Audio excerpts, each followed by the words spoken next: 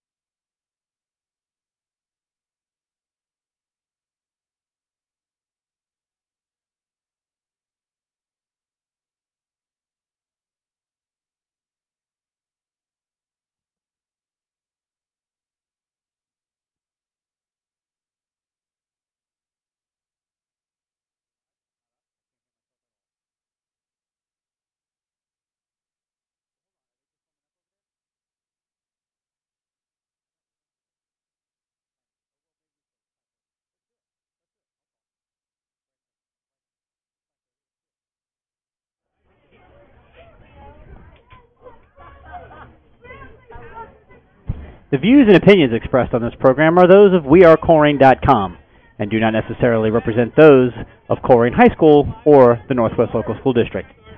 Thanks for tuning in and enjoy tonight's broadcast. Welcome to 8801 Cheviot Road, home of the Colerain Cardinals. We have a special broadcast for you tonight. It is Colerain White Oak Middle School 7th grade football. Don't worry. We still got the varsity game tomorrow night, but tonight we are very excited and very pleased to be bringing you this one-time special broadcast. Why are we doing it? We're doing it for a couple of reasons. One, because wearecolerain.com is funded by the Colerain Boosters, and we support all Colerain High School events, including the middle school programs, because their parents have every opportunity to be a booster as well, and we encourage them to do so. But also because this Colerain 7th grade team is very special. They have an opportunity to go undefeated, first undefeated 7th grade team in better part of a decade. So we're going to be really excited to show you as much video as we can tonight, obviously. We are not really beholden to the Ohio High School Athletic Association rules because it's Thursday night, so we can show you live action, and we will. Tonight the Cardinals are going to be taking on the Middletown Middies, who arrived not that long ago. And obviously this is going to look a little bit different, Brian Wyatt, from our normal Friday night broadcast. It's a little bit earlier in the day, and Not quite the crowd noise, but still looking forward to it nonetheless. The future of Colerain football on display. Yeah, and the players are much smaller. That is a big difference. You're right. That is definitely a big difference. Brian with that incredibly great feedback. Also, we know that there are some family members, and we won't get into it, but there are some family members that we know couldn't be here tonight and are really excited about the opportunity to watch maybe their sons or their nephews or other relatives play this great game. And we're very happy and very excited to make it out here to Colerain High School to show you them play this contest and their efforts to go 8-0. We'll talk a little bit about the players you're going to see tonight, that we've got some names to watch on offense and defense. But, you know, most importantly, Brian, it's a beautiful day here at Colerain High School. It's kind of on the eve of the gigantic GMC matchup tomorrow night between Colerain and Fairfield. And we'll talk a little bit about that later as well. But it's a beautiful night for football, and as Middletown's they appear to be warming up. This will be a new experience, at least for me. I've never done a middle school game. Well, Chris, middle school games and JV games, you have a generalized start time. Right. But, you know, there's travel after school, and there's buses go to, so they have to allot a certain amount of time for them to warm up. As I said, it was supposed to start at 5:30. Yep. They showed up at 5:26, so okay. I think they get to give them the 10-minute warm-up. There you go. We get going when we get going. I'm not really sure too much on the quarters and length of all that, but, you know, we'll take that as we come. But you talked about a very it's our first time doing a middle school game, yeah. other than the big rivalry games that you used to have all the time between Colerain and White Oak Middle. But what's it said, the boosters support at all levels, you said, and we couldn't do anything. And we'll recognize our corporate sponsors before we get going, because we couldn't do anything without them. Yeah, absolutely. And if you hear a name and you're in the Colerain community and you hear a name of a business that you patronize, next time you're in there, stop and thank them for patronizing the Colerain Boosters. And if you don't patronize them, then write the name down if you need one of their services, and please do. Yeah, and ask for the wearecolerain.com discount at any of these locations. Not that there is one. Maybe there is. We don't know. But there could be. So thanks to Queen City Running, Valley Metalworks, CAI Insurance, Hawksworth Blood Center, Cincinnati Police Credit Union, State Farm Insurance, Shock Tile and Carpet, Skyline Chili, Holding Realtors, Underground Sports Shop, Friedhoff Accounting and Tax Service, Meyer, Joe Capel Lawn and Landscape, Midwest Stonescapes, Paul Young Funeral Home, NovaCare, La Rosa's, Northgate Ford, Game On Sports Bar, Life Touch, Fast Signs, Arab Pest Control, Plato's Closet, Supercuts, Langen Meats, Quaker Steak and Lube, Joseph Toyota of Cincinnati, Northwest Association of Educators, Friendship Baptist Church, and Longshaver. Thank you, our corporate sponsors. And Chris, talk about, we got some people maybe not have listened to our games or watched our games from the senior, but they too can participate and be a contributor. Absolutely. To the Colerain Boosters through this broadcast, which is brought to you, as we said, nothing out of your pocket, nothing out of the school's pocket, everything brought to you live from us, from our booster sponsors. Chris, tell them how our listeners tonight can contribute to the boosters. Yeah, absolutely. The Colerain Boosters have been a long-standing, basically donation-based organization here at Colerain High School since all the way back, I want to say back in their early times in the maybe late 50s, early 60s, you know, when, and the need obviously rose from the fact that government funds don't cover all the activities that, you know, this high school and this district try to provide for the students to raise and create a well-rounded individual. It's not just about reading and writing and arithmetic, as they say. You know, there's a physical aspect to it as well as a cultural aspect in supporting the arts, from drama and music to the band and all the other things that can tap into the Colerain Boosters. So becoming a member of the Colerain Boosters is a big deal, both from a time commitment to be a part of such a winning program and a winning tradition, and at the same time monetarily as well. And it doesn't require a whole lot. For as little as $25, you can become a friend of the Colerain Boosters and receive benefits. All that information can be seen on our website at wearecolerain.com. Underneath the More menu, you'll see there's some information on the Colerain Boosters. I encourage you to check out all of that. But the way you can do this tonight, Brian talked about the fact that this is free, that there's no cost.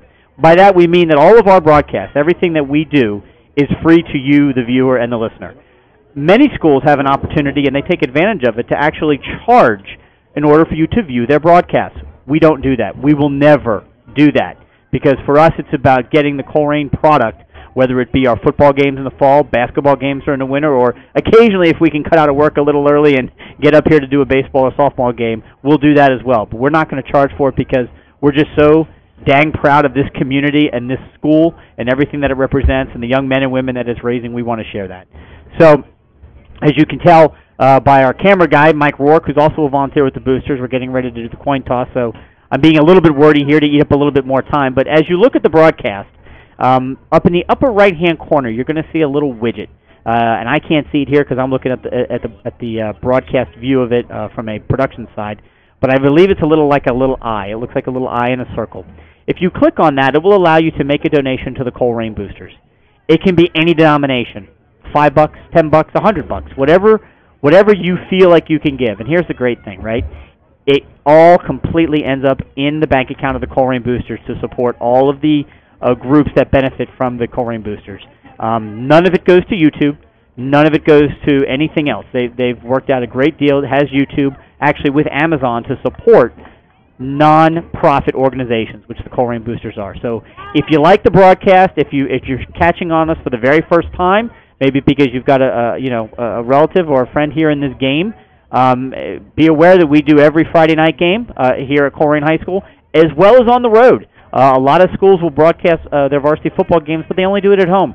We don't. We go wherever the Colerain varsity football team goes, which tomorrow night, as I mentioned, will be here for a titanic struggle between Colerain and Fairfield. Colerain 8-0, of course, and Fairfield a very good 7-1, with their only loss being a 1-point loss to Springfield earlier this year. But as for tonight, again, if you appreciate the fact that you can watch this game from wherever you are, and you can forego a couple of Starbucks coffees this weekend, maybe toss $10 or $15 the way of the Boosters, I promise you it will go to good use to helping kids who need that little bit extra boost maybe and supporting them in their extracurricular activities, whatever it may be. So thank you for that, and we certainly appreciate it, and hope that you'll join us tomorrow night on the broadcast as well. The great thing about using YouTube, however, is if you can't, for whatever reason, watch us live starting at 7 p.m. tomorrow night, you can always come back to our YouTube page here and watch afterwards as we cover everything there. So we're getting ready to get started here. Looks like they're 8 minutes up on the scoreboard clock, so these look like they're going to be 8-minute quarters. This is going to be a learning experience, I think, Brian, for both you and I, as we're not entirely sure, as we haven't really done. Yeah, Colerain they won the coin toss. They have elected to receive, and at the middle school level, there is no kickoff. So Colerain will start the ball at their own 35. Again, a special shout-out for those of you joining us here. We really appreciate it, and we're very happy to be bringing you Colerain White Oak combined 7th grade middle school football. This is a relatively new thing for us, only because it wasn't that long ago that Colerain and White Oak had their own teams, but due to participation levels, I think, and other factors, the two schools decided that instead of having 15 or 16 kids on a team, they could just combine them to create one team, and that's what they've done, of course, in the hopes that they all end up here at 8801 Cheviot Road and then playing on Friday nights under the lights eventually as varsity football players. So special thanks to Brian Wyatt, who's the other voice you hear, as well as Mike Rourke, who's here as a volunteer. And is going to be running our camera here for a period of time. He's working on getting it all lined up here. Cardinals are getting ready. First down and 10. Under center is number 10, Talon Fisher. Takes the ball, rolls to his right, is going to keep it, looking for some space. He gets out in the open, he's going to have enough for the first down, gets out past the 50, stays on his feet. A whole host of middies are there to finally bring him down, but not until he gets all the way down to the middy, 40, looks like about the 43-yard line, where they're going to mark him down. Yeah, just a student body right, Talon Fisher. You look, at this level, you got some kids who are still look like they're kids. You got some kids that look like they're full-grown men. Talon Fisher, not really. We don't have. We don't have a program. We don't have a program, but that kid's over 6 foot tall. We know his coach father coaches the defensive line. A very, very talented athlete at quarterback tonight. So first down and 10 for the Cardinals. Under center takes the ball, fakes the handoff, keeps himself, follows his blocker. Stays right behind his blocker. Very smart young man. Stays on his feet, and he could be gone. He breaks into the open. Touchdown, Cardinals. Talon Fisher on second carry puts 6 on the board. Yeah, 2 plays. He takes it 43 yards. They went right for 20 yards left. The first play, second play, they go 43 yards to the left. Talon Fisher hits some great blocks in front of him. Good job by the offensive line, and you don't make runs like that without a lot of help from your outside, your wide receivers and running backs blocking in front of you. Interesting at this level, they don't normally kick the ball. You're lucky to have a kicker in high school. If you didn't make it. It's 7th grade. You're going to see a lot of going for 2, and that looks like what Colerain is going to do right now with 7. They scored 7:19 mark, so 41 seconds in the game. Colerain with the first score. Zay Jennings, number 22, was the lead blocker on that touchdown run, and Talon was very patient running behind him. Let's see what we do here. Takes the ball, drops back, looks to pass, he throws it into the end zone. It is dropped in and out of the hands of the intended receiver. He was close, but couldn't quite pull it in. Yeah, that was 44. That's 44, Cade Ott. I'll tell you what, I thought Talon was tall for a 7th grader. Cade Ott might be 6'2", 6'3". Yeah, he's a big boy. There's no doubt about it. Not a lot of meat on those bones, but kind of a jump ball. You get just a little bit thrown just a little bit ahead of him. So we're at the 7:19 mark in the first quarter. Colerain leads 6-0. So not having the kickoffs isn't actually a bad deal, right? Because you avoid all that, and look, eventually I believe at the freshman and JV level, kickoffs have already gone optional. They're optional. Yeah, the 2 coaches have to agree to do it. If they don't agree, then it doesn't happen. But at this level, you don't have a kid. You're going to squib kick it. You're going to get to the 35 almost every time anyway. Right. All right, so Middletown gets their first crack at it, down 6-0 out of the shotgun. Drops back, passes complete to number 5. He takes it, and he's going to get hit hard, taken down by number 35 on the defense. That's Eric Johnson, the linebacker. Yeah, Eric Johnson, he is the fly from the outside. He had a little bit of room. There was not another defensive back, and it comes from his linebacker position. What looked like was going to be a good, big gain. They only pick up 3.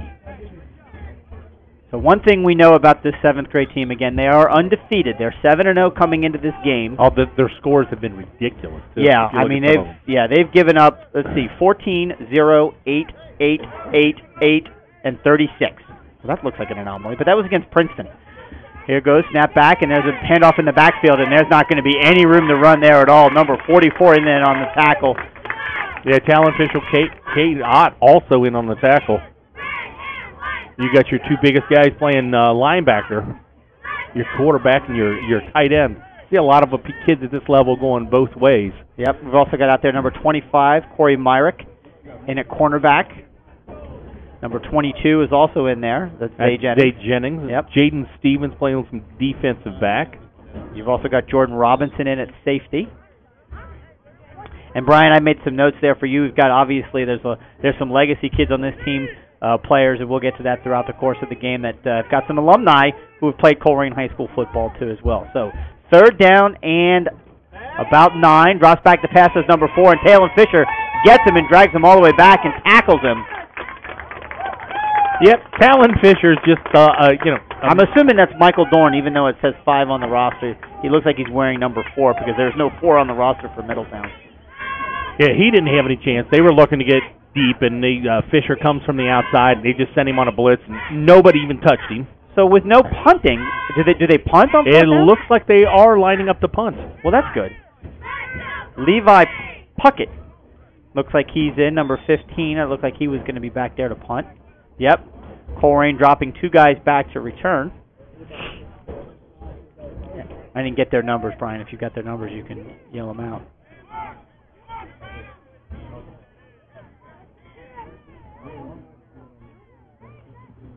So snap is back. There's the punt. It's up. I would say it's short. It's caught by number 35. Taken to the 40-yard line. He was tackled immediately, but kind of fought through it and picked up about 4 yards on the punt return. So Colerain will take over, 1st down and 10 at the Middletown 41-yard line. So Colerain comes in, goes 2 plays for a touchdown, then their defense does their jobs. A 3 and out. It's going to set them up with good field position. They're going to start this possession at the Middletown 41. A couple of players to watch on offense. We've already named a couple of them. Number 10, Talon Fisher. Number 22, Zay Jennings. Number 25, Corey Myrick. Number 44, Cade Ott. Number 28, Jordan Robinson. These are some names that we'll keep an eye out throughout the broadcast and see how they do. So Cardinals up 6-0 here with 4:54 left to go in the opening quarter. Kind of a pistol formation with 2 wings. Talon takes it. He's going to roll. Looks for some good coverage in the back, and he pitches it out. Good coverage by Middletown. They're going to stop number 22, Zay Jennings, for a loss. He's going to lose about 6 yards on that play. So good defense by Middletown that time. They were not fooled by the pitch. Yeah, they just speed option out of that pistol formation and stop the quarterback, forces the pitch to the outside, but couldn't make the turn on that. And of the numbers that we in Middletown only has 15 guys on the rosters, and so far 2 of them we can't call their name because they're not listed on the program. At least the number that they're wearing is not listed on our program. It was by number 8. We're not really sure who he is. Thanks, Mike, for zooming in and getting the best play you can there. It was number 30 in motion. He's going to roll. He takes it. He tries to run wide. He's going to be tackled for almost no gain. Looks like he's going to pick up maybe a yard and a half on that play. So it's going to be 3rd down and long for the Cardinals. The Midi defense has figured something out here. Yeah, Marquise Andrews couldn't find any space. Might have turned it in a little early. It looked like it's some space on the outside. Taken down by number 65, not listed on your roster, supplied by the Middletown Midi. So it'll bring up a 3rd down and about 14. I believe this would be Talon Fisher left. Well, let's see what happens. Talon takes a he's snap, gonna drops back, looks the pass. He's going to roll to his left, trying to find some room. Can he turn the corner? He can, but he gets pushed out of bounds. Couldn't quite get around number 8. He is speedy for the Middletown Middies. He's going to be pushed out of bounds. It's going to be 4th down, and let's see where they mark it. Back to the original line of scrimmage. So 4th and 10 for the Cardinals. Can't imagine they'll be punting here with the 6-0 lead. Early on, be aggressive, go for it. Now he is, and it is very difficult to find somebody who's going to punt. As we saw, the Middletown Middies only gained 7 yards when they kicked on 4th down. Why not go for it? You're in their territory. You got a pretty tough defense. Yep. Colerain's going to take every wide receiver. Got a bunch of formations to the right. Here's Talon Wright. Yep, Talon takes it, and he's going to actually punt it. Look at that. He made it kicked it too far. Oh, look at that. Oh, wonderful punt by Talon Fisher. Takes a Colerain bounce and goes out of bounds at the 5-yard line. Just like his dad taught him right there. Nobody to return. Don't kick it to an area. Just kicked it to the corner. So we said Talon Fisher, son of Coach John Fisher. His older brother Tanner was would he play off defensive line? I think it was a defensive line. Yep. Tanner played defensive line for the Cardinals. So a great coffin corner kick. The ball is rolled out at the 5-yard line. Thanks for the early comments that we saw in the YouTube chat room page. If you're watching and you want to chime in the chat room, you can give a shout out there to anyone that you may know in the game, or tell us where you're listening from. Tell us where you're listening from. Yeah, where you're watching from. We'd love to see it. The chat room there on the YouTube page is a fantastic way to interact with the audience as we go. So Eric Schroeder takes a snap. Talon Fisher meets him, and he rips the ball right out of his hand. It was a fumble, and Fisher returned it for a touchdown. Yeah, he comes from the outside. He meets the quarterback, and the ball never touched the ground. He just basically physically removed it from his hands. Talon is he's a special talent. There's no doubt about it. When you come with that kind of energy, if you're not ready as the quarterback, he just got the ball, like you said, removed from his hands, and Talon walked into the end zone for the touchdown. So Colerain up now 12-0. And again, no extra point attempts here, so they're going to try for the 2 points. I don't know who's supposed to be blocking him, but he's coming untouched. If you're a midi guy, as he keeps the ball, and 2-point conversion is good. So at the 3:13 mark in the first quarter, Colerain leads 14-0. If you're an offensive coordinator or your offensive lineman, where is number 10? Somebody block you. Yeah, really, right? I mean, don't touch anybody else on the field. Where is number 10? Yeah, you got to find him, and you got to stop that from happening. So there's Coach Fisher waving enthusiastically down on the sideline. I'm not sure who he's blowing kisses to, but hi, Coach. It's his mom. Oh, his mom's here. So Grandma look at that. Fisher. That's fantastic. That's great. Well, just like the varsity squad, huh, Brian? I mean, the defense sets up a short field, and then they take over and get an unconventional score, as we like to call it. Yeah, that's not really a fumble recovery. That's a strip sack fumble. Strip sack touchdown. That's what it is. So Middletown takes over again, 1st and 10 at their own 35-yard line, and they're met immediately at the line of scrimmage. They're going to give him 1 yard on the run. I'm going to quit calling his name. We're not even out of the first quarter yet. That's Talon Fisher on stop, along with, I believe it was 56, Elijah Washington on the play. Again, Colerain seeking the 7th grade squad, seeking their first undefeated season in the better part of a decade. Coach Mark Knott reached out to us. He coaches the offense, and, of course, a long-time name for anybody that's ever been around the Colerain community. You know the name Tom Farmer. There's no doubt about it. He either taught you in science, or he coached you in softball or football or basketball or something else, but he coaches the defense for this 7th grade team. There's a pass intended, and over the outstretched arms of number 25, Corey Myrick, almost got his hands on it, just a little over his head. Yeah, Myrick in good coverage. Just kind of a jump ball, trying to find number 8 deep. Didn't really make an adjustment with the ball. Kind of stopped his feet. You got to go to his area. Yep, there's Coach Tom Farmer right there. Great work. Mike catching him on the sidelines, calling the defense. Not nearly as spry as he was when I remember him as my 7th grade science teacher at Colerain Middle, but there are very few people that come to mind when you think about great contributors to the Colerain community and the Colerain school system as Tom Farmer. We were talking about it off air before the game. He and his brother have done just so much for this community. 3rd down and 9. They need to get to the 45-yard line. Snap back, passes, and it is almost caught, intended for number 5, who I think started the game as the quarterback. Now he's had a wide receiver, and is incomplete. So it'll be 4th down and 9 at their own 36-yard line. Yeah, it was Michael Dorn, and he almost made a tremendous catch. Diving would have probably been short, but, it would have been probably a 4th down and 1. They might have gone for it, but being incomplete, the ball is back to the 35. 4th down and 10. I believe the kick unit's coming back on. Yeah, number 15, Levi Puckett from Middletown, is out there. We've got an official's timeout. Looks like it's an equipment issue for Middletown.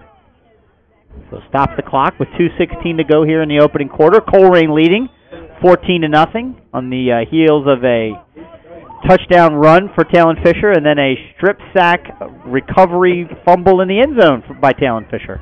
There's 44. Out gets in there. The punt is blocked. Talon Fisher's just blocked the kick.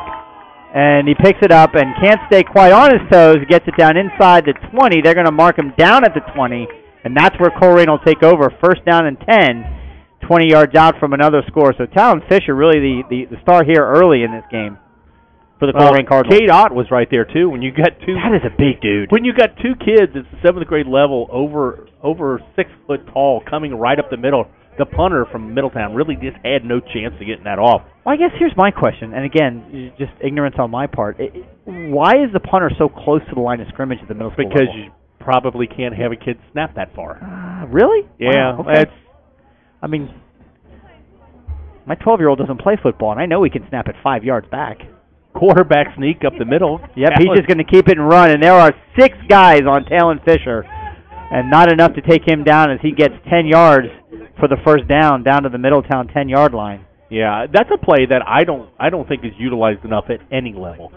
I think if you short yards, even on 1st down, if you recognize there's nobody over center, you're going to get 3-4 yards every time. Another coach we didn't mention and certainly want to give him his props, a fellow by the name of Grippa. Not Tom, but Joe Grippa, his son. Inventor of the potato chip. Grippa. Oh, Joe Grippa also coaches here for the 7th grade team. So there's a fake speed pitch, faked me out almost. Pass is intended and caught, and into the end zone is number. Oh, he's going to call him dead at the 1. Oh, half-yard line. Half-yard line. He reached for the pylon. I believe that was Zay Jennings, number 22, who caught the pass. Yep, rolled out, did Talon Fisher, and completed the pass, and didn't quite get it in the end zone. So they're going to mark him just shy. So we're going to have a fullback situation here. It'll be 2nd down, I presume, and goal. That's kind of a tough spot for that. You don't have the plethora of officials at a middle school game. You only have 4, so he's got to kind of trail the play. He might have got in there. So here we go. Takes the ball, hands it off one more time to Jennings. He lowers his shoulder. Did he get into the end zone? He did. Touchdown, Cardinals. Zay Jennings on the carry and into the end zone for the score. Good block, Elijah Washington along with Micah Reed. Goes right behind the 2 big boys. A simple touchdown. 1:26 in the 1st quarter. Colerain leads 20-0. Offensively, they are just having their way with this Middletown squad. They are. Offensively, defensively. really the only thing that they've done wrong so far is the incomplete pass, the 2-point conversion. Wow, that plane was low. There you go. There's a intended 2-point conversion try, and it was dropped by Corey Myrick. Got a little excited to the young man, had some green grass in front of him, and couldn't quite secure the ball to take it in for 2, although there were blockers. I mean, there were tacklers there. I don't know that he would have got it anyway. But yeah, but that's just one, you know, they're calling your number near the goal line, and you just get a little excited, and you look to the goal line before you secure the ball. Yep, that comes in time. That comes in time. He's a good young player, Corey Myrick, because we talked to Coach Knob before the game. He spoke praises of him and several players, but actually the younger brother of sophomore phenom Mike Best. Mike Best, linebacker on the varsity team. Actually, the inaugural winner of the WeAreColerain.com Player of the Game way back in, I guess it would be week 1935. Way back in week 1 in our 23-0 victory over the LaSalle Lancers. Mike Best, the older brother, Corey Myrick, won the WeAreColerain.com Player of the Game for outstanding defensive play. Thanks again for tuning in. This is Chris Imonitis with Brian Wyatt and Mike Work on camera with WeAreColerain.com. So glad you chose to join us. So happy we could be here to promote and produce this broadcast for the 7th grade Colerain/White Oak middle school football team. Undefeated at 7-0. This is their final game of the year, looking to finish 8-0. Well on that way with a 20-0 lead over the Middletown Middies with 1:26 left to go in the opening quarter. You spoke earlier of the defensive stats, only given less than 7 points. Read off those offensive scores they've had per game. Yeah, let's do that. So let's start off with their first game of the year. They played Fairfield and handed Fairfield their only loss of the year, beat them 46-14. Then went on to beat Oak Hills 56-0. Beat Mason Green. I assume Mason has like 12 teams. Beat Mason Green 44-8. We'll pause here for this play. Snap is back, fakes the handoff. Nope, gives it to the handoff now right up the middle. A little bit of running room for that Middletown Midi. Going to be taken down by number 35, but not before he picks up a solid 6 yards on the play. The ball came loose, but they're going to call it down by contact. Are they? No, they're not. Oh, they're calling it a fumble and a recovery by the Cardinals. Yeah, it looked like Eric Johnson made the tackle, but Corey Myrick picks up the fumble. So Corey Myrick, Johnny on the spot, got the fumble and returns it right back over to this vaunted Colerain offense. They're going to have it 1st down and 10 at the Middletown 41-yard line. Go back to these scores again. Beat Mason Green 44-8. Beat Hopewell 56-8. Then played Liberty. Liberty only also has 1 loss on the year, and it's these Colerain Cardinals. They beat Liberty 24-8. A couple of weeks ago, they beat Sycamore 62-8. And last week seemed to be a real contest. Wish I would have seen it. They played Princeton, and we know the kind of talent that's in the Princeton district.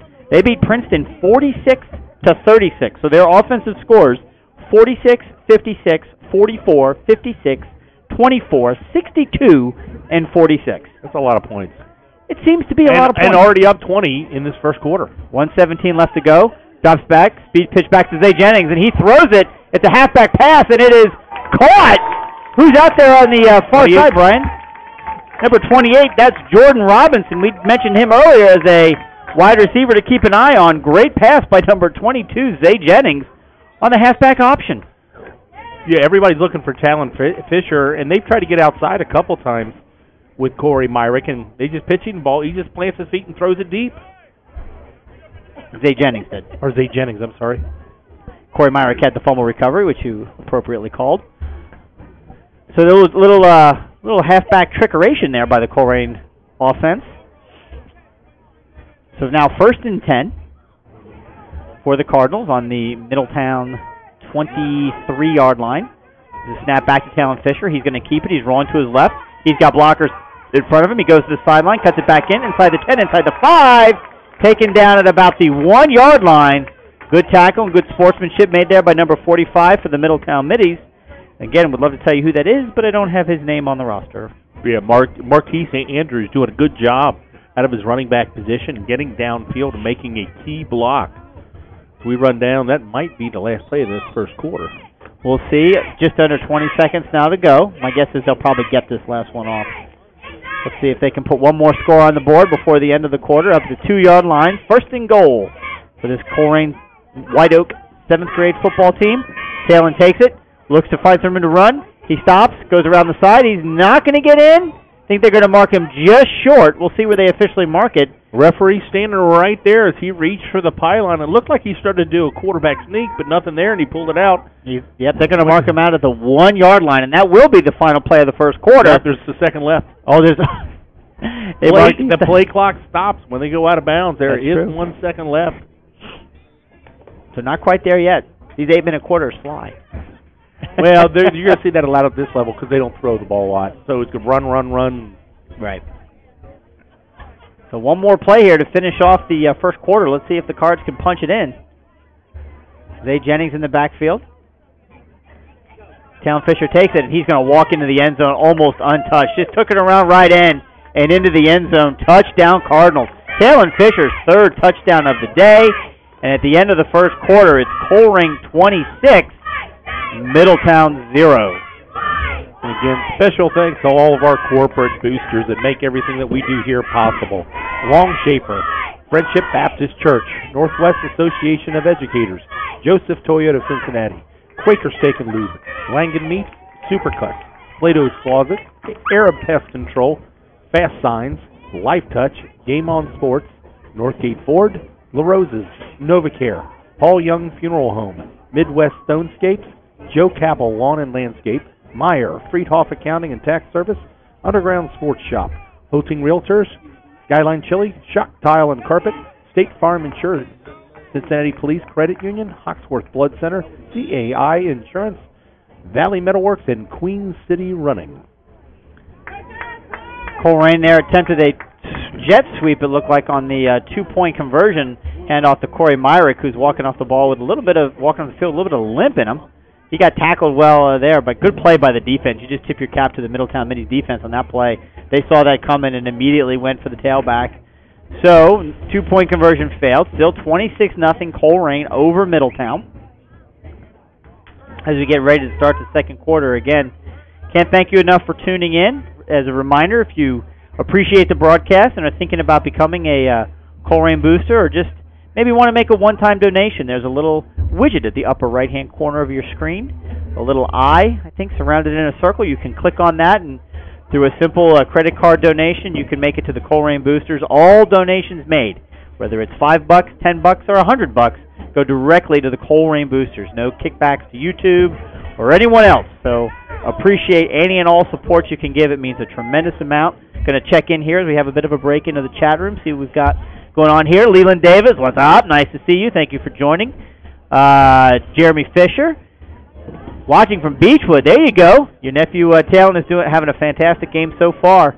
Doing a great job leading this Colerain offense and playing defense as well with a defensive touchdown midway through the first quarter. So this is a special group of football players. There's no doubt about it. Coach Mark Knott talked about it, and the fact that they play hard, they play fast. In fact, again, any coach is going to be proud of his kids, talking about the fact that earlier in the season they finished playing an opponent. I won't name the opponent, but afterwards the head coach of the other team commented to Coach Knott and said, your seventh graders hit like high school kids.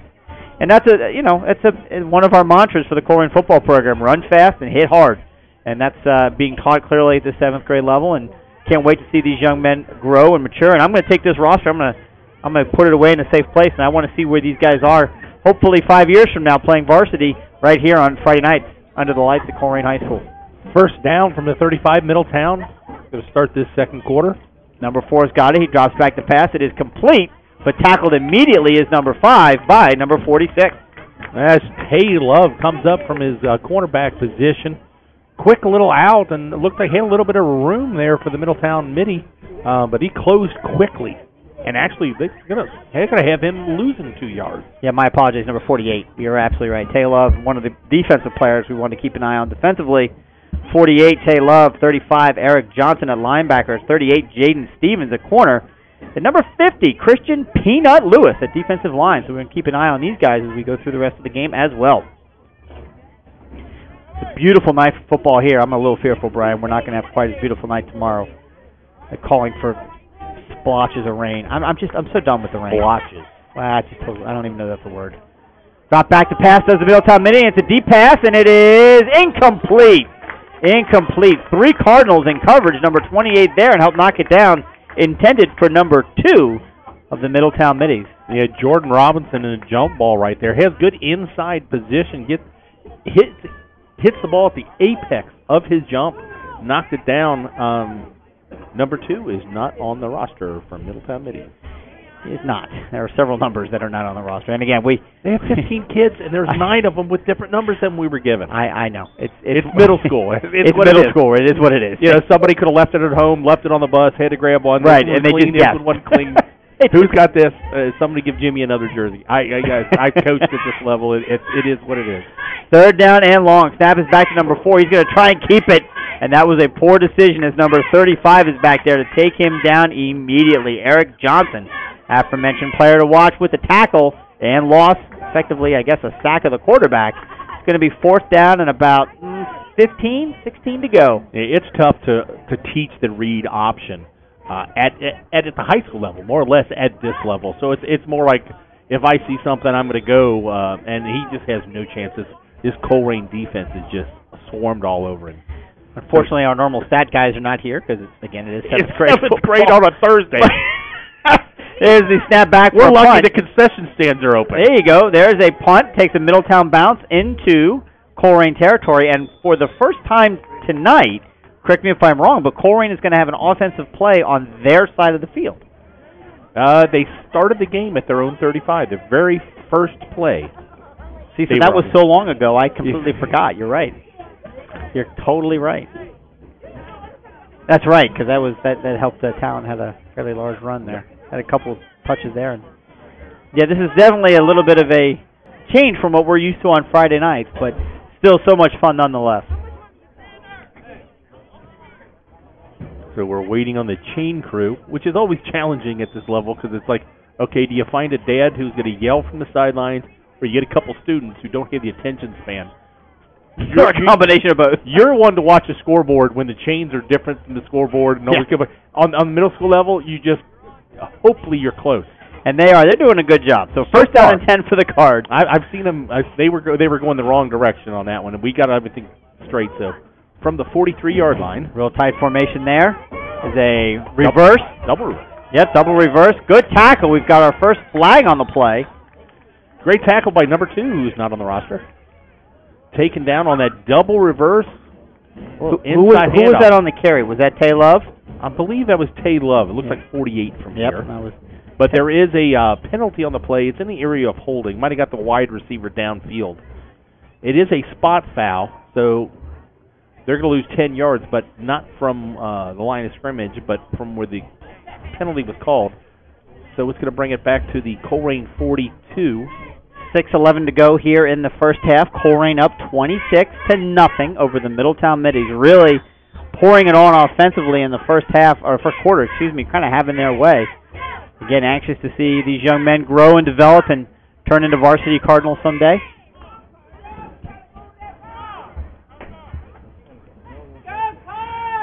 So their football skills. They'll replay first down. It'll be first down and about 15. Talon Fisher now under center. Man in motion, runs across the back. Hands the ball off right at the middle. Number 22, Zay Jennings, he's got it. And those nice loose jerseys allow a lot to be grabbed. Number 3 makes a tackle. Picks up about 4 yards on the play. Yeah, it's Eric Schroeder. He reads the fullback right away. And as you said, you got hand-me-down jerseys that have come down. I think these are old high school jerseys. A few of them. A couple of them mismatched. But, yeah, when you got kids that are not as big in stature, let's put it that way. No, they're still developing. These are let's remind everybody, these are 12-year-olds. These are 12 and maybe some 12 and a half, 13-year-olds maybe, right? Maybe I'm sure there's a couple 13-year-olds in there, but these are 7th graders. They're not going to be, with the exception of a couple we've previously noted, they're not going to be that large. Fakes a speed pitch as number 12. Good pursuit. Oh, look at that pass. Yeah, that was a nice pass intended for 20. Let's see, who was that? Was that 28, Jordan Robinson? Yeah, it looked like Jordan Robinson. He snuck out there. Yep. Talon Fisher rolling out, and I tell you, he floated that ball out there, showed some arm strength, but just kind of overthrew him by a couple yards. Yep, so now it's going to be 3rd down and long. Colerain only punting once so far tonight, scoring on every other play. It was a great punt by Talon Fisher. Kicked it, and it rolled out of bounds at the Middletown 5-yard line. So that next play resulted in a Colerain strip sack and a touchdown. So let's see if they can get it here and convert it. Third down, and we'll call it 12. Shotgun formation. Scott trips to his left. 22 rolls that way. Fakes the handoff, keeps himself, says Talon Fisher. Look at him bounce backwards, trying to get to the outside and get enough for the first down. He's going to get knocked out just short. Oh, wow, they're mucking him all the way back. He's into mini territories. He's going to be knocked out at the 46-yard line. Yeah, 3-4 yards short, but in the area where you think they're going to go for it. But we talked a lot about his size. Right there, he shows his athleticism. Do you see that? I mean, he jump cut backwards probably 3 yards to try and find some room. I mean, he's a talented young man. There's no doubt about it. And you're right. I mean, on 4th and 4, they'll definitely go for this here. Seventh grade, so it's hard to make a comparison, but let me throw a name at you from the past. David Murphy. Oh, that is from the past. How about that? How about that? Tall, was lanky, David was he that athletic? Oh, yes. Oh, yeah. I remember sitting in the stands with Colerain goes for a 4th down, and they've got it and more. Zay Jennings has lowered his helmet and gets it into midi territory even deeper, all the way down to the 34-yard line, maybe even the 33. They'll see where they mark it. First down for the Colerain Cardinals. Yeah, I remember watching Murphy. Tall, lanky, real thin, just like Talon Fisher looks here, and sitting in the stands at a Princeton game. And Princeton's always athletic. And so let's put a time frame around this. This would have been back in 94. Yeah, 94, 95. Well, are you talking about him when he was in high school? Or yes, when he was in high school. Yeah. So he breaks a long run, and the parents from the Princeton side, I used to always sit on, Brandon and I used to go to the visitor side, and we heard, wow, pretty fast.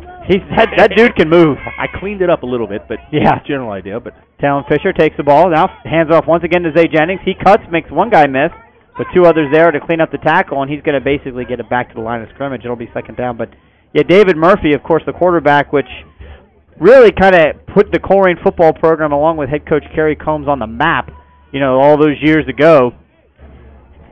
Having never made the playoffs, I think 1994 was the first year Colerain made the playoffs.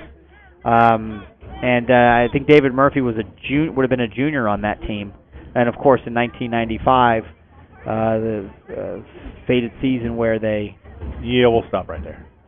Had a really, really good year. We'll just leave it there, and unfortunately couldn't see it through for paperwork issues. But so no gain in that play. The ball's going to be spotted at the 34 of Middletown. 2nd down and 10. Talon Fisher under center, kind of just tries to go in, doesn't find anything there, stays on his feet. He actually took the ball, tried to follow through the center. Didn't like it, bounced backwards, looked for more running room, picked up about 7 yards on the play. It's going to be 3rd and short. Yeah, they're seeing something, giving him to go if he wants to call that quarterback sneak. But you said there was nothing there. Yeah, Middletown really plugged up the middle. Athleticism bringing up a 3rd down and 3. 2:45 left to go here in the first half. Colerain up 26-0 over the Middletown Middies. All 26 points scored in the first quarter, having a little bit more difficult time putting quick points up on the board here in the second quarter, so credit to Middies' defense for tightening up a little bit. Yeah, Colerain mixing up the plays, getting a few other guys carries. Yep, now to the I formation. Rolls it and speeds and pitches it out. That's number 25, Corey Myrick on the carry. He stays on his feet, gets tackled out of bounds, but not before he picks up enough for the first down. Yeah, Eric Schroeder from Middletown Middies makes the stop, and we're looking at, they haven't moved the chains just yet. There they go. I said Corey Myrick. I believe he was the one that carried. It was not Eric Johnson, was it? Did you happen to see? I think it was. Unfortunately, we don't have replay, but I'm pretty sure that was Corey Myrick on the carry. Yeah, I'm pretty sure it was Corey Myrick and Eric Schroeder on the tackle. Right. One thing I've been impressed with, Brian, is the different number of offensive formations we've seen from this. I mean, I've counted at least 6 different offensive formations. 2 tight ends, single running back, 2 wide receivers on this play. Yep, Myrick out wide right. There's fakes the handoff, pitches it down, intended for number 44, and it is incomplete. Incomplete pass into the end zone. Great idea on first down, trying to throw it into the end zone. He floated it, but it just couldn't quite get called in by Cade Ott. Yeah, Cade Ott, he's got to be at least 6'2". That is a gigantic kid. Yeah. You know what? And he's kind of lanky and long arms and legs. A lot of times when you're that tall, a little bit awkward, athletic, but a little bit awkward. Oh, I'm sure, right? And what was great, he's looking about 6'2", and he was covered there by Michael Dorn, Yeah. who probably goes 4'2". Yeah, that kid is—he's not Hey, any he taller made than the play. 4'5". He got inside position. Yep. And And didn't really kind allow of pushed the him route out. to develop. Right. So kudos to him and that defensive play. So 2nd down and 10. Now we've got trips to the left. That's where Talon Fisher's going to run. He's got some blockers out there. He's going to get enough for the first down. Let's see how far he can run. He's going to get inside the 5-yard line, taken down. Good tackling by Middletown, but not before a big run for Talon Fisher and the Cardinals will set up a 1st and goal. Yeah, not just the fastest guy and the biggest guy on the field, but what I was impressed with that last play is his patience. He let his blockers develop, and when he saw the crease, he took it. He didn't force the issue there. It's a special talent. You're right, because he did that on the first series of the game. He got behind Zay Jennings, and you could see he's got the ball in one hand, and he puts his other hand on the back of his lead fullback, and to let him know, hey, I'm right behind you. Lead the way, and I'm going to just follow you in. And that you don't still see that in 7th If the grade. defender goes left, then you go right. He's reading the blocks and the openings right there, and he's not just an athlete. He's showing smarts right there. He's a football player. There's no doubt about it. Having Coach Fish as his dad, I'm sure, has certainly some play in that. So 1st down and goal inside the 5. Fakes the handoff, keeps it himself. He's going to pitch it backwards, trying to make some room for he does. Into the end zone. Touchdown, Cardinals. Number 38 on that carry, Jaden Stevens. And the Cardinals are now up 32-0 with 48 seconds left to go here in the first half. Very unselfish play right there. I'm going to give it that. He could have walked in. And he said, here, you take the ball, follow me. A very unselfish How about play. that? Flips the ball backwards 4 yards and then becomes a blocker. And, of course, Jaden Stevens walks in untouched. That's what it takes. I mean, it's a special program here at Colerain. They say it all the time. Football is family, and it really is here at Colerain. So now under center again for the 2-point conversion. No extra point attempts here in the middle school level. Looking to go up 34-0 on Middletown here at the half. Talon drops back, looks at the pass, throws it, and it is picked off in the end zone by number 5. Pass intended for number 28, Jordan Robinson. Yeah, underthrew him a little bit, and there's that playmaker again there from Middletown, Michael Dorn. Yeah, he's somebody we'll keep an eye on him in the coming years. He's listed as their quarterback. We haven't seen him play quarterback today. Was that number 4? That was number 5. Oh, it was 5? Okay. Yeah, 4 is not listed in our program. We're not sure. Yeah, we don't know who 4 is. Yeah, we're not exactly sure. Is there any other? No, there's no other quarterback. There's only one quarterback named on this roster. So anyway, thanks again for tuning in, watching WeAreColerain.com's presentation of Colerain White Oak 7th grade football, battling the Middletown Middies this afternoon and really having their way with them, up 32-0 with under a minute to go here in the first half. As we said, looking to complete an undefeated season. Got a whole other half to play, so nail-biter from this point on. If it becomes a nail-biter from this point on, something has gone terribly wrong defensively. There's a snap back to number 4. He looks to pass, and he throws it. It's a little bit of a dead duck, and it gets picked off. Picked off by the Colerain defender. I didn't see if you can get a number on that.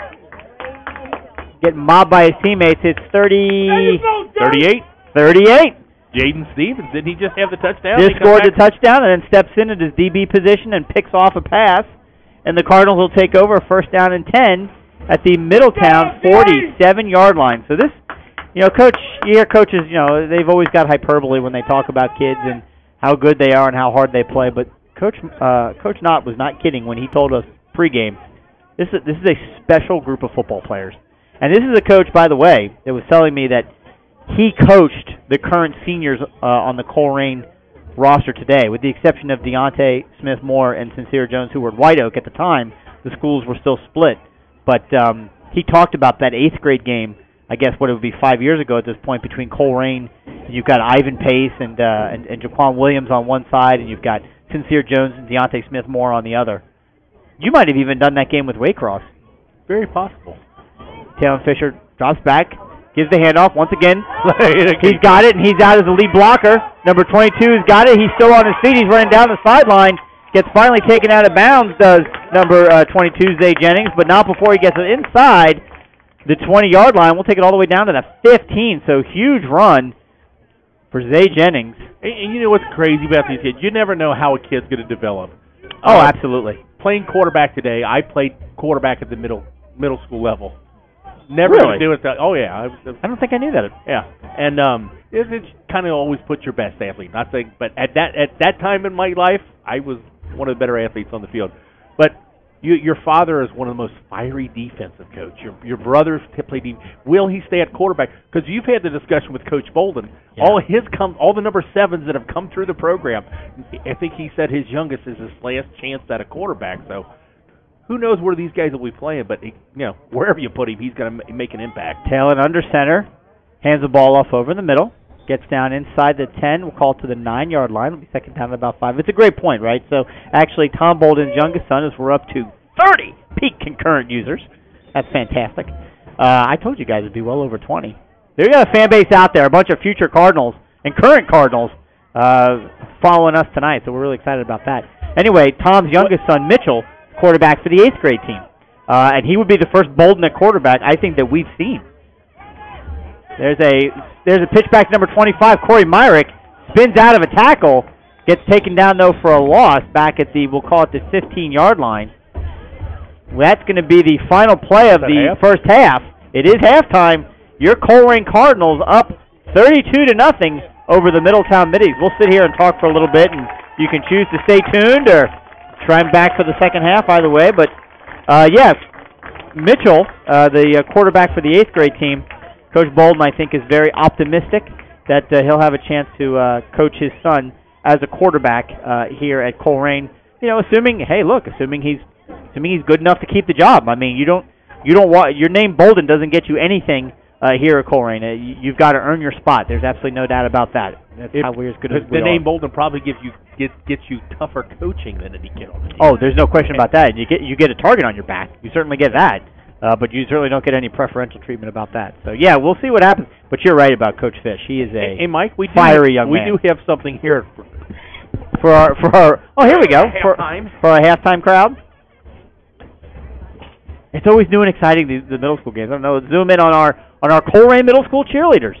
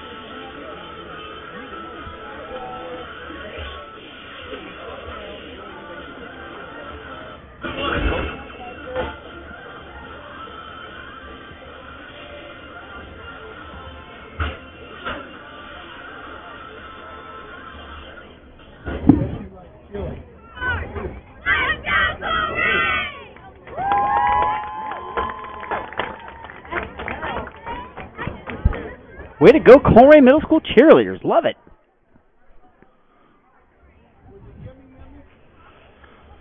So, Chris, you got some halftime stats for us and scores around the city? You're a funny man, Brian. Obviously, Brian referencing the fact that normally during our varsity broadcasts on Friday night, which, of course, all of you we encourage you to listen in. If you've not ever listened to, you can catch us right here at wearecolerain.com. You can click, usually every week, and I'll post that tonight or first thing in the morning, a preview of this week's game. And, Brian, I don't know how much looking you've done into this matchup tomorrow night, but let's take maybe a few minutes and talk about it. This is the matchup of the year in the GMC. There's no doubt about it. It was really the matchup of the year last year in the GMC when Colerain traveled to Fairfield and took on the Indians. If you remember, I'm sure you do, at the end of the first half, huge interception and return by Javon Hicks, current freshman at the University of Cincinnati. On the goal line, Fairfield getting ready to go in. Same quarterback, Jeff Tyus. And he threw a ball probably 5 yards deep into the end zone.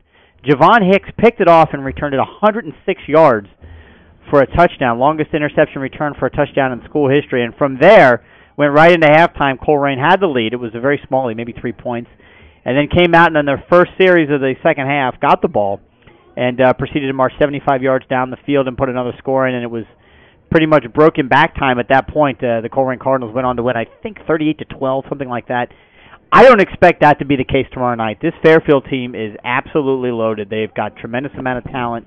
And they're going to bring in an offense that's scoring. Actually, I think they're leading the GMC almost 37 points per game.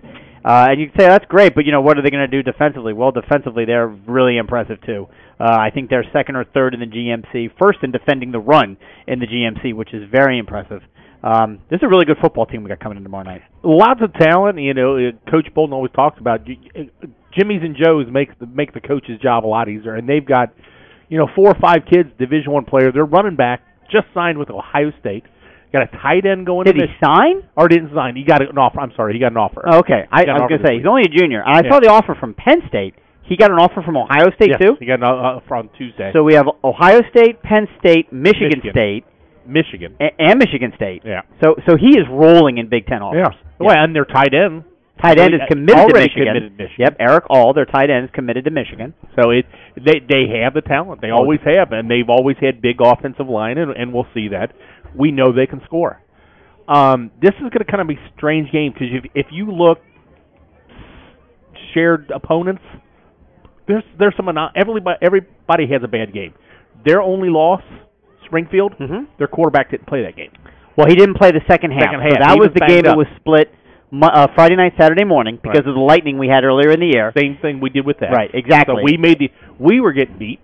We made the adjustment. They come back, and Springfield comes back, makes the adjustment, comes back. They get beat, but Springfield won. It was a 2-point conversion they won by. So a very close game. And Springfield, I think, has gone on to win every game. They're either undefeated or they only have one loss. But we looked common opponents. That's why I say you could drive yourself crazy, and you do it. My son does it. Yeah, with the stats. All right. So we look. Last week we held the second leading rusher in the GMC, DeBrosey, to 8 yards. Jake DeBrosey, right. He ran fullback for Lakota East. Right. And when they played Fairfield, he ran for over 200 yards. That's it. Was that it? Was it over 200 yards? It was like 230 total. Wow. With rushing receiving. Yeah. But it's like, okay, that means we should get 900 yards against them. Well, right. But throw every stat out. When you're talking games of this magnitude, it's all about emotion. It's good. Who's going to face adversity? We're supposed to have some goofy weather. Who's going to get smacked in the mouth and get up and smack mouth? Last year, as you were saying, Fairfield had the closing on that touchdown at halftime. Colerain smacks them in the mouth. Yeah, when they were winning that first half. They really were. It was Colerain's game from that point on. Right. And that was at their field. Now, I contend Colerain has won 73 consecutive GMC games, which is ridiculous, right? I mean, think about that. You have to go back to 2008, which was the last time Colerain lost a GMC game. Ironically, and if this story hasn't been told once, it's been told 1,000 times, the head coach at the time of the Middletown Middies who beat Colerain was Jason Krause, who also happens to be the head coach at Fairfield.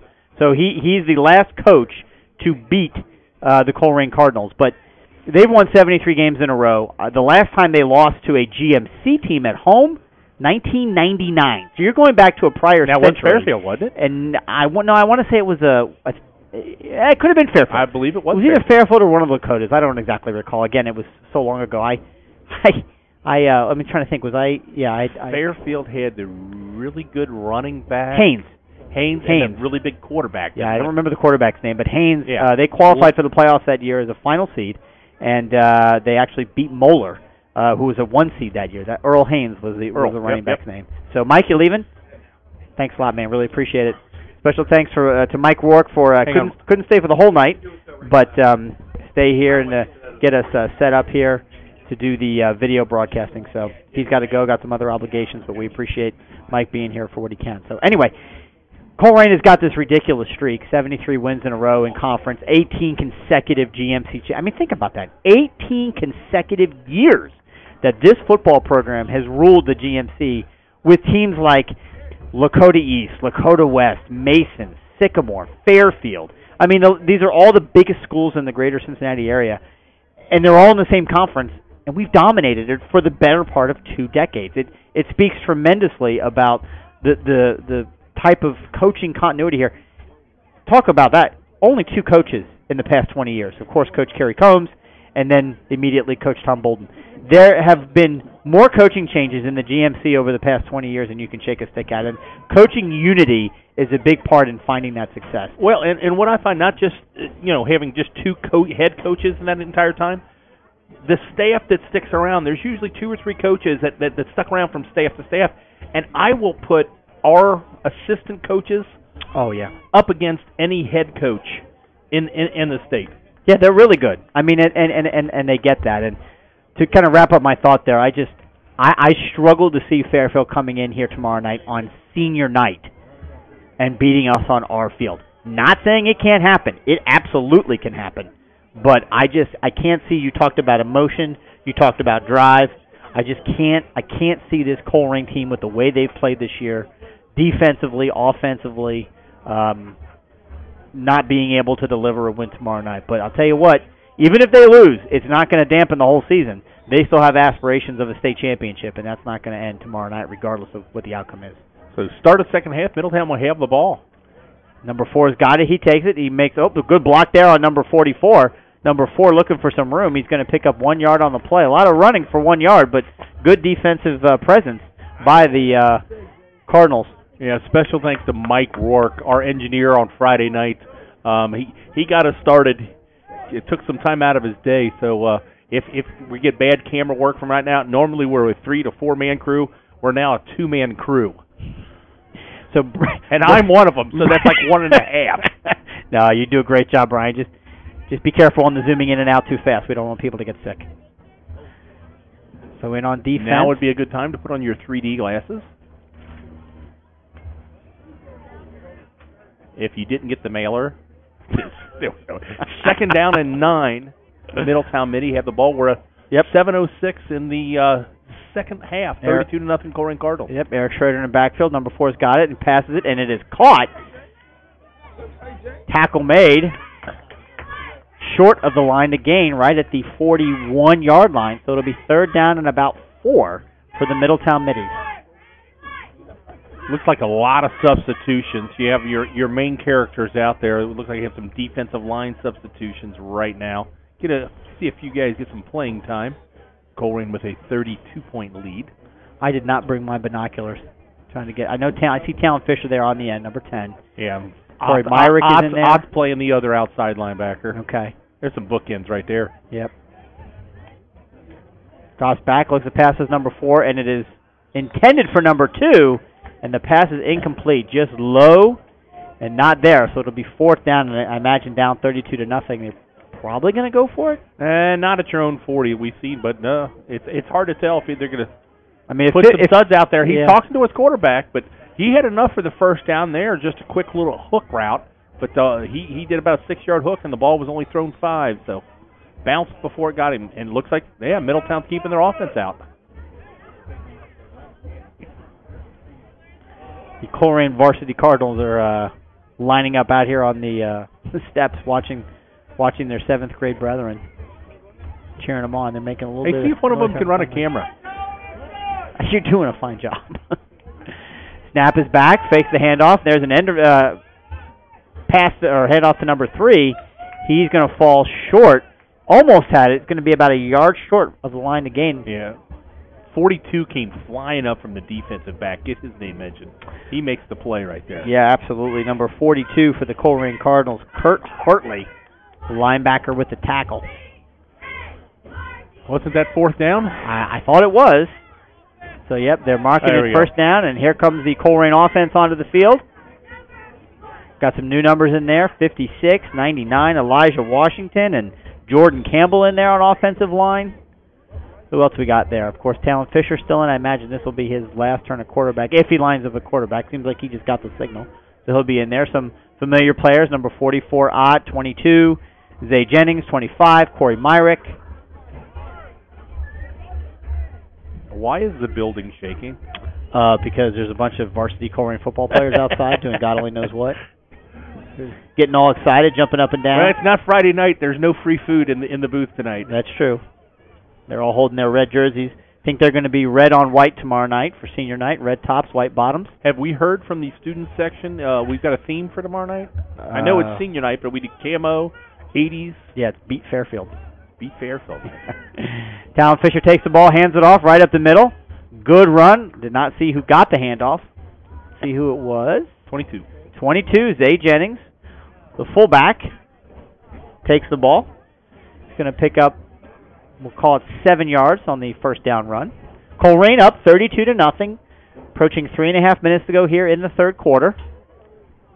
Looking for their first undefeated season at the 7th grade level for the better part of a decade. I think they've already wrapped up the GMC Championship for middle school 7th grade, but they want to put another feather in their cap and finish an undefeated season, and they're well on their way as they have been suffocating defensively and dynamic offensively.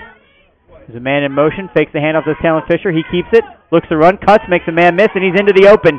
If he can get to the corner, he's going to go all the way, and he does. Talon Fisher into the end zone. Touchdown, Cardinals. Read option to the right, and this time he keeps the ball himself, picks up a good block on the outside, and he sees the crease, and he takes that crease. 45 yards? Let's see. Yep. They were back at we'll call it, I'd say for about 45 yards. So they're in for the score. Go up 38-0 now on Middletown. And, of course, no extra point attempts here, so they'll try again for the 2-point. Not been overly successful on 2-point conversions today, but they try to be creative with different ways to score. Great for a goal line perspective.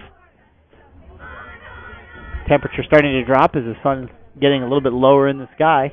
Talon Fisher under center. Takes the ball, rolls to his left, looks for some running room, gets around, tries to find some space. They may have him. There's a flag, it looks like, late. He did fall short of getting to the goal line.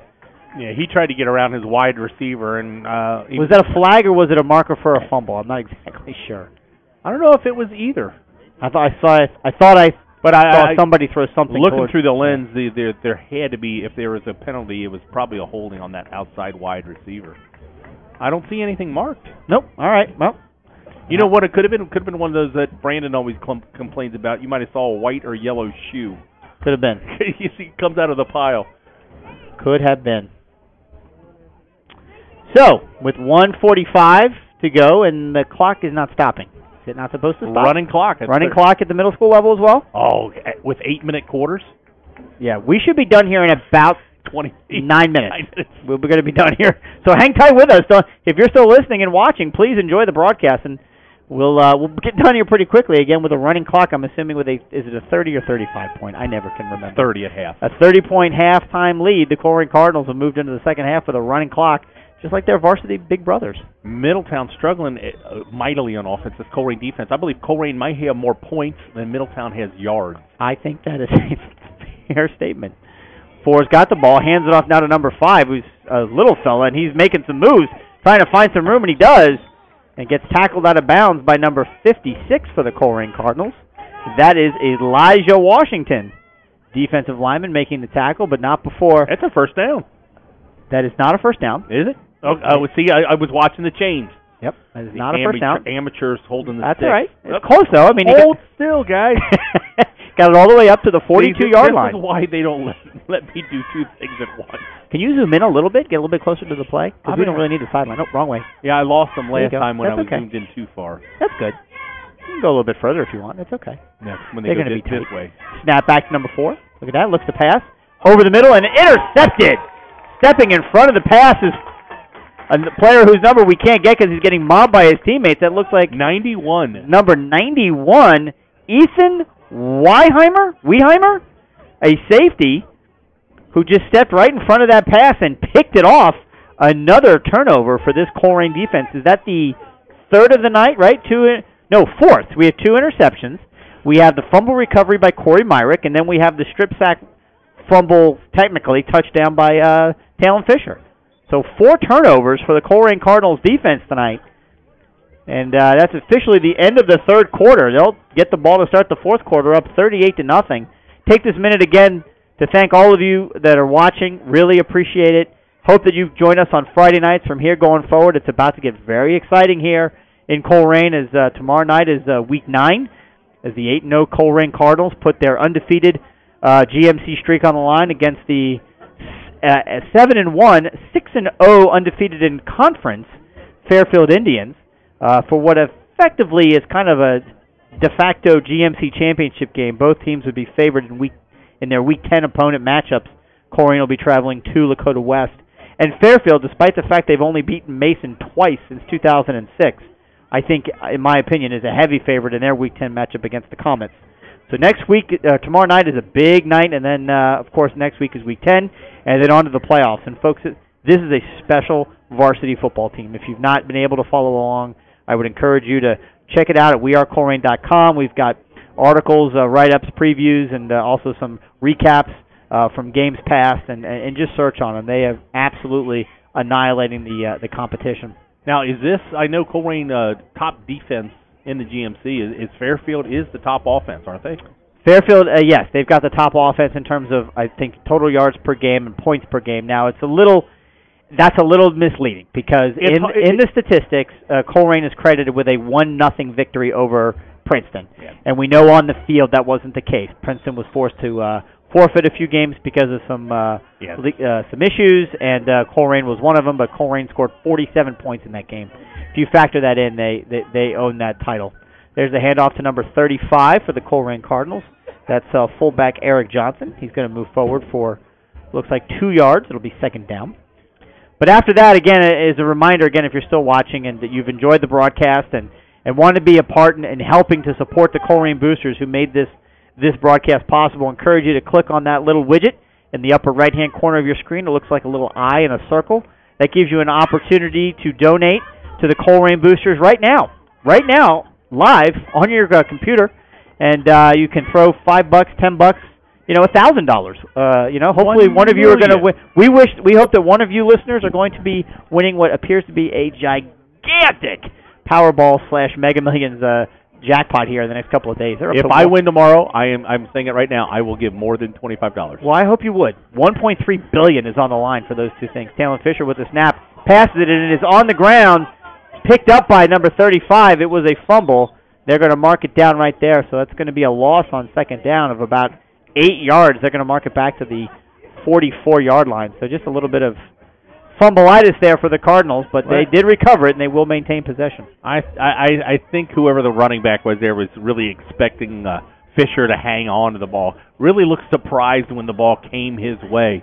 Almost threw his hands up defensively to block it. Well, yeah, you're right. I mean, and Talon is doing a great job trying to share, right? I mean, he certainly has the stats tonight. I mean, I don't know the rushing yards, but I'm guessing he's probably approaching around 160, 170 rushing yards, and like I said, multiple touchdowns. So, finished that thought earlier. We'd love to see you donate to the Colerain Cardinals. Every time you donate through clicking in that little widget in the upper right-hand corner of your screen goes directly to the Colerain Booster Organization. 6 minutes left to play. 93 in motion. Talon drops back, hands it off to the fullback. He's met by a whole host of middies. He's going to pick up 1 yard on the play, so it's going to be 4th and long. In comes a whole bevy of changes for the Colerain Cardinals. Number 88 and 59 coming in. That's Darian Brown and Tyler Bean in for offensive line. Out comes 56, 40, and 35. Elijah Washington. Titan Jones. Good name. That's awesome. Titan Jones and 35 Eric Johnson out on that play. Out also comes 99. It's Jordan Campbell. So let's see what they do here on 4th down. Cardinals up 38-0 over the Middletown Middies now, well on their way to their first undefeated season in a decade. Shotgun. We'll see if last time they did this, he did a little pooch kick. Well, Talon is there, bringing his wide receiver up to the line of scrimmage. Drops back. He's going to keep it and just try and roll and see what he can do. Talon Fisher staying in. He's got enough for the first down. Makes some guys miss. Makes 2 or 3 guys miss. Stays on his feet. 2 middies take him down, but not until he gets inside the 25-yard line for another Cardinal first down. That is a special young football player. And you're right, Brian. You said it earlier. It all comes down to development. He could be 6 foot right now. Does he stop growing? Is he done? I mean, it's not. Or does he become 9 foot tall by the time? That's a remote possibility. Which although it'd be way too tall. It'd be way too tall. We have to call him too tall fish. And we talked earlier about the 7th grade. You never know when the kids are developed. I don't know if I'll see if I can get him on camera here. There's a young man. There you go. That's number 16. 71, you mean? 71 is standing next to 16 from Middletown Midi. Yeah. There you go. Good job. That shows you the difference of size and strength there could be at this level. And 71 is Eric Schoman, who is not surprisingly listed as an offensive/defensive lineman. And number 16, surprisingly, not on the roster. You've got 15 kids giving us, and 11 of them are wrong. Yeah. Well, just saying. It's a little frustrating because we want to get. Look, the reason we want that roster right is we want to give credit to the guys who make great plays. If I was a parent, I'd be and this is.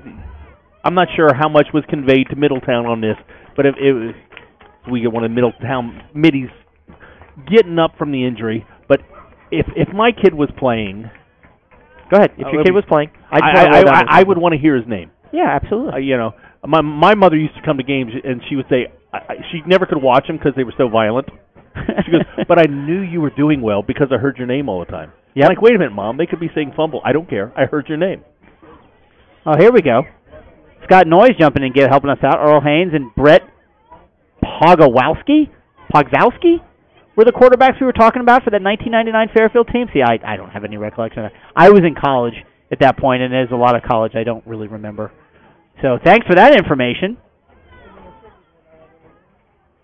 Let's see what else we got there. Yeah, see, we did lose. See, this Scott Noyes bringing us all kinds of great information. Lost to Fairfield East and West in 99. Lost 3 games that year. I believe Jason Helfrich was on the team, wasn't he? I thought his final season was 98. Okay, yeah. I'll still blame those losses on him. Yeah, that's fine. That's fine by me. Ryan Martin, be here tomorrow. Excellent. Go J.J. Davis. New quarterback in for Colerain Cardinals. 25. Number 25, Corey Myrick in at quarterback. Takes the ball, rolls, going to keep it himself. He's going to stay on his feet, gets inside the 20. He's going to get close to the first down. Let's see where they mark him. 3 minutes and 30 seconds left to go.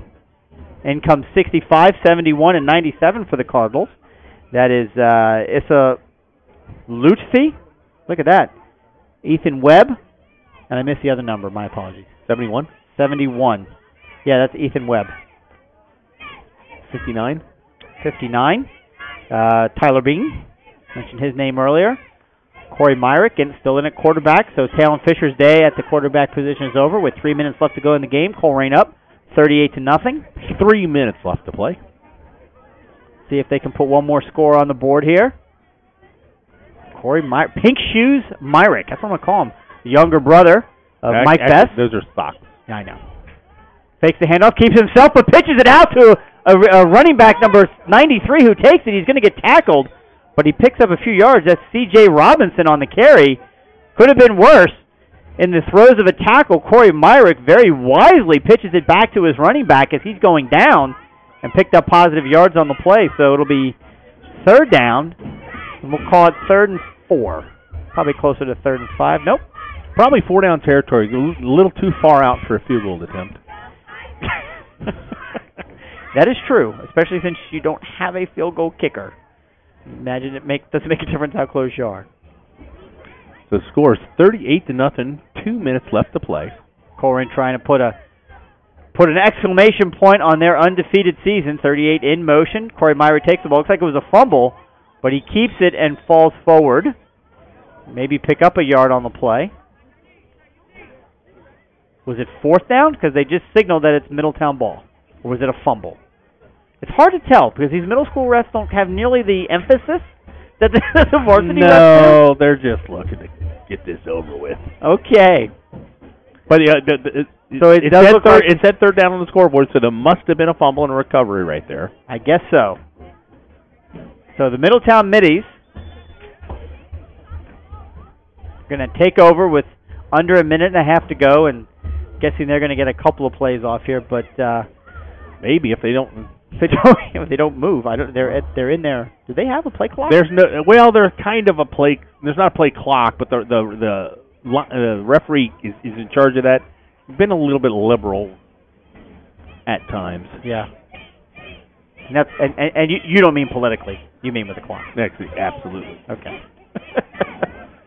Under a minute to play. Colerain up 38-0, and now we have whistles. Is that a timeout? Timeout Middletown. Really? They had a 7-minute huddle. Breaks, it doesn't like it, and he's going to call a timeout. Okay. All right, well, it is what it is.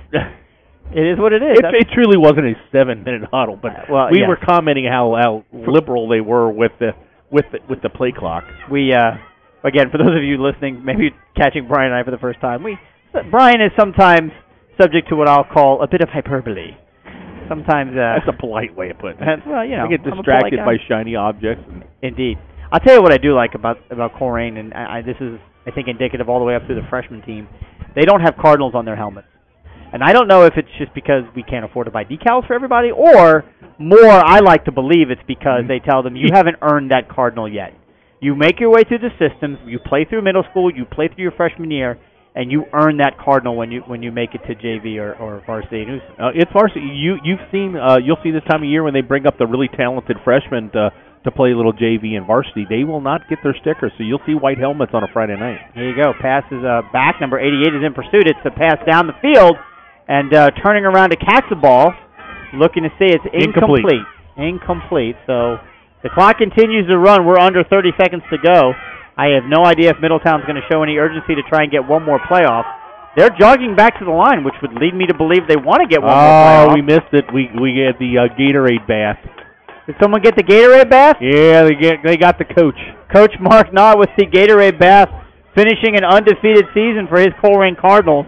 Pretty awesome. Snap is back. Final play of the game. He's going to keep it and run, does he? Number 4's got it. He's going to try and find some room. 42's got him in his sights. Can't make the tackle.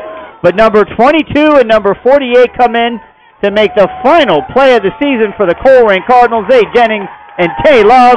And the Colerain Cardinals, White Oak 7th grade middle school football team, finishes an undefeated season going 8-0. Tonight, beating the Middletown Medias 38-0. So excited. Chris Himonitis, along with Brian White and previously Mike Rourke, bringing you tonight's action. Hard-fought game, hard-fought season for these Colerain Cardinals. And Brian, you got to be pretty excited about some of the talent you're seeing on the field tonight for the future of Colerain football.